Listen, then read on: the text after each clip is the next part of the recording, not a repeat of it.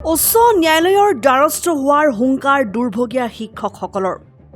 বাক্সাৰ মুছলপুৰত অবিভক্ত নলবাৰী জিলা OBB শিক্ষক সন্থাৰ সংবাদমেল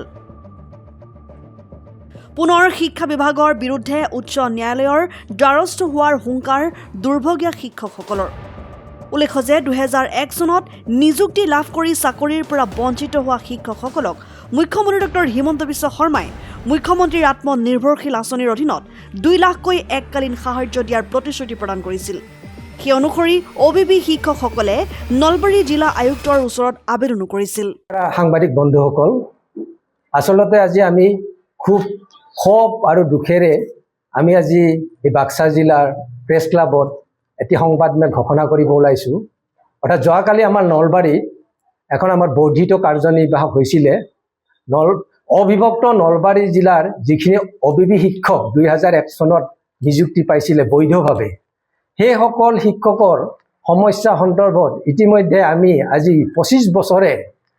আমি বিভাগীয় কৰ্তৃপক্ষৰ লগতে আমি অসম চৰকাৰকো বহুবাৰ আননয় বিনয় কৰাৰ পিছতো আজিলৈকে আমি ন্যায় পাৱাৰ কাৰণে বঞ্চিত হৈ আছোঁ। ইতিমধ্যে আমি এই ক্ষেত্ৰত আমি উচ্চ ন্যায়ালয়ত আমি গোচৰ পঞ্জীভুক্ত কৰিছোঁ আৰু তাৰ পৰিপ্ৰেক্ষিতত যোৱা 2025 2 ডিচেম্বৰ তাৰিখে আমাক পুনৰ উচ্চ ন্যায়ালয়ে এটি ৰায় প্ৰদান কৰে আৰু আমাৰ সকলোকে চাকৰিসমূহ ৰিইনষ্টেট কৰাৰ কাৰণে নিৰ্দেশনা প্ৰদান কৰে। কিন্তু আজিলৈকে এই চৰকাৰখনে আমাৰ যিটো সমস্যা OBB সমস্যা, সেই সমস্যাটো তেওঁলোকে সমাধান ক্ষেত্ৰত কোনো পদক্ষেপ গ্ৰহণ নকৰিলে। কিন্তু সেয়া যিয়ে নহওক, সেই গণতান্ত্ৰিকভাৱে আন্দোলন হওক, আমাৰ ন্যায়ালয়ৰ যুঁজ হওক, গোটেইখিনি ইতিমধ্যে আমাৰ চলি আছে। তাৰ পিছতো যোৱা 2025 চনৰ 27 জুনত আমাৰ যিখন নলবাৰীত কেবিনেট বৈঠক হৈছিল, তাতেই আমাৰ দুৰ্ভগীয়া OBB শিক্ষকসকলৰ অৱস্থা দেখি মাননীয় মুখ্যমন্ত্ৰী ডাঙৰীয়াই আমাক CM ত্ৰিপুলৰ জৰিয়তে আমাক কিছু ৰাজ সাহায্য দি সকাহ দিয়াৰ এটা ব্যৱস্থা কৰিম বুলি আশ্বাস প্ৰদান কৰিছিলে। আৰু সেইখিনি শিক্ষক হ'ব লাগিব যিখিনি ফৰেনচিকৰ পৰা অহা শিক্ষক। গতিকে সেই তালিকা কথাটো ইতিমধ্যে আমাৰ মুখ্যমন্ত্ৰী ডাঙৰীয়াই ঘোষণাই কৰিছে। তাৰ পিছতো কিন্তু কি হ'ল, সেই সমস্যাটো সমাধানৰ ক্ষেত্ৰত যেতিয়া ত্ৰিপুলৰ ক্ষেত্ৰত তেওঁলোকে এটা ব্যৱস্থা গ্ৰহণ কৰাৰ আমাক ৰাজ সাহায্য দিয়াৰ ব্যৱস্থা কৰিম বুলি আমাক এটা আবেদনৰ ব্যৱস্থা কৰি দিলে,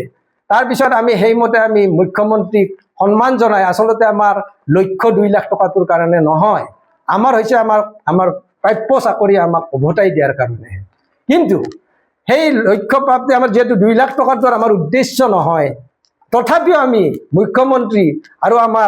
আমাৰ কেবিনেট মন্ত্ৰী জয়ন্ত মল্লৰ আমাৰ অনুৰোধ মৰ্মে আমি আমাৰ 2 লাখ টকাটো লোৱাৰ কাৰণে আমি সিদ্ধান্ত গ্ৰহণ কৰিছিলোঁ আৰু ইতিমধ্যে আমি আবেদন কৰিছিলোঁ। তাৰপিছতো এটা কথা হৈছে কি, যিখন আমাৰ নলবাৰী জিলাত তেওঁলোকে এখন চৰকাৰৰ পৰা এখন স্ক্ৰিনিং কমিটি গঠন কৰি দিয়া হৈছিল, তাতে আয়ুক্ত মহোদয়ও তাত উপস্থিত আছিল বা তেখেতক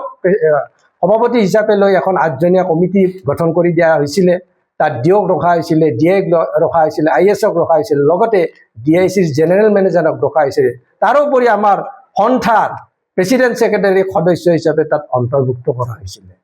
সেই মৰ্মে আমাৰ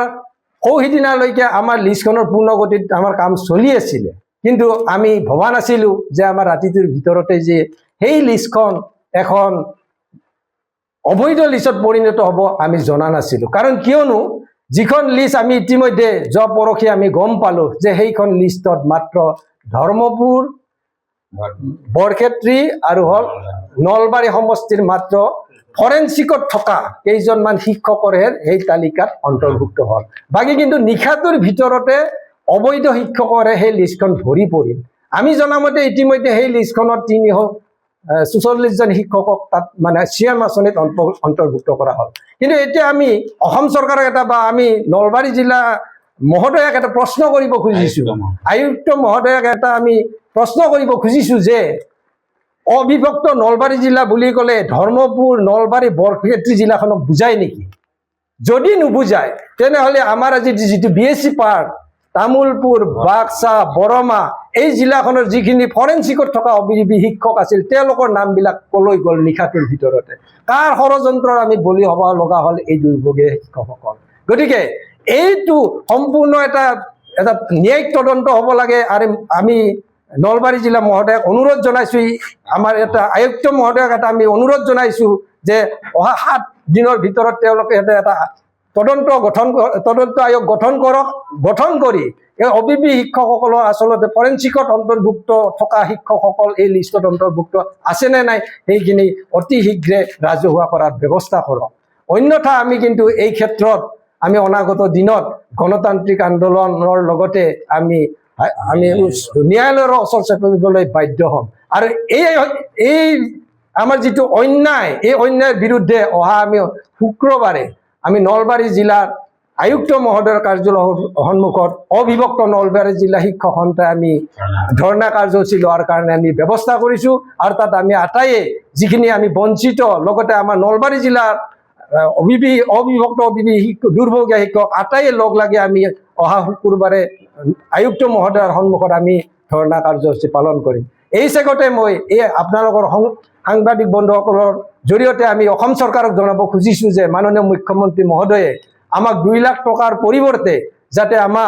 আমাৰ যিটো চাকৰি সেইটো পুনৰ উভতাই দিয়ে তাৰ কাৰণে মই মুখ্যমন্ত্ৰী মহোদয়ক কাটৰ অনুৰোধ জনাইছোঁ লগতে মই এই চেগতে আৰু এটা কথা ক'ব খুজিছোঁ যে এই যিটো আজি অন্যায় কৰা হ'ল গোটেই বিএছচিৰ পাৰ্টৰ ফৰেনচিক লিষ্টত থকা যিবিলাক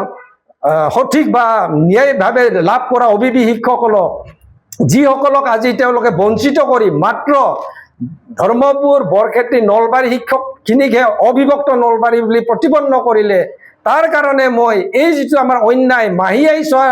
দৃষ্টিৰে চোৱা যিটো ব্যৱস্থা বিটিচি এই ক্ষেত্ৰত মই আমাৰ বিটিচিৰ চিফ মাননীয় হাগ্ৰামা মহিলাৰীক এই ক্ষেত্ৰত নিজাববীয়াকৈ আমাক কিয় মাহিয়াৰ চকুৰে চোৱা হ'ল বিটিচিৰ এই দুৰ্ভগীয়া শিক্ষকসকলক তাৰ কাৰণে মই মাননীয় হাগ্ৰামা মহিলাৰী ডাঙৰীয়াকো মই মোৰ ফালৰ পৰা মই সন্থাৰ ফালৰ পৰা ব্যক্তিগতভাৱে টানি অনুৰোধ জনাইছোঁ news desk report and 24 Assam